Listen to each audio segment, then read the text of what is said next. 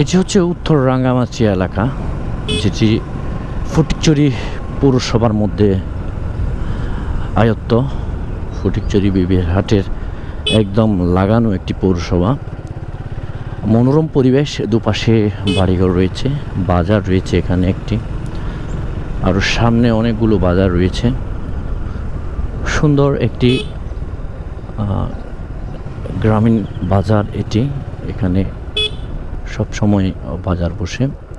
এটি হচ্ছে উত্তর রাঙ্গামাটিয়া, অনেকে এটাকে শৈলের দোকান নামে চিনে, যেটি হচ্ছে আঞ্চলিক ভাষায় আর কি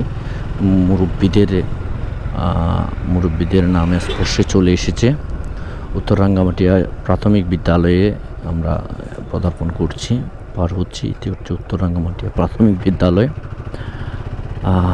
পাশাপাশি একটু ওয়েদারটা দেখুন, এই যে লাল রঙের ফুল, শিমুল ফুল যে ছড়িয়ে আছে, অসাধারণ লাগছে এই দৃশ্যটি। বিশেষ করে উত্তর রাঙ্গামাটিয়ার এই জায়গায় এই গাছগুলো পাওয়া যাবে। আরও কিছু গাছ আছে সম্ভবত সামনে, ইয়েস দেখা যাচ্ছে। এরপরও আরও কয়েকটি শিমুল গাছ আছে সম্ভবত। এই জায়গার সৌন্দর্যকে আরও বেশি বৃদ্ধি করেছে এই ফুলের দৃশ্যগুলো, শোভাগুলো শোভা পাচ্ছে রাস্তার ধারে। খুব চমৎকার লাগছে এই দৃশ্যটি। উত্তর রাঙ্গামাটিয়া শৈলের দোকান ফেলে, যেটি হচ্ছে এটাকে আমথল এলাকা ধরে দেখতে পাচ্ছেন। খুব চমৎকার আরও একটি ফুলের গাছ, শিমুল ফুল, অসাধারণ মনোমুগ্ধকর ফুলগুলো। সামনে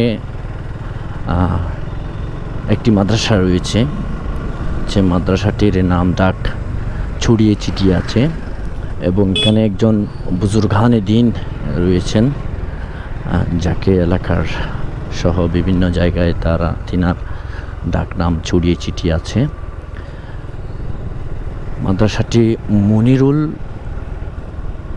মনিরুল উলুম বারিয়া ইসলামিয়া মাদ্রাসা, 3 তলা বিশিষ্ট এই মাদ্রাসাটি। এখানে একজন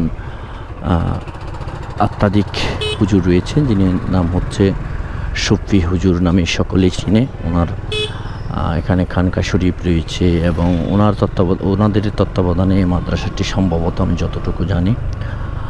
অত্যন্ত সুন্দর মনোরম পরিবেশ মাদ্রাসাটি। এখানে মাদ্রাসাটি এই এলাকার মান ধরে আছে। বিশেষ করে হুজুরের সুহবত পাওয়ার জন্য অনেক মানুষ আসেন, সেই হিসেবে এখানে এই এলাকাটির মান রয়েছে অনেক সুন্দর। যাই হোক, আপনারা কে কোথা থেকে আমাদের ভিডিও দেখবেন আমাদেরকে কমেন্ট করে জানাবেন। ফেসবুকে দেখলে ফলো এবং ইউটিউবে দেখলে সাবস্ক্রাইব করতে ভুলবেন না।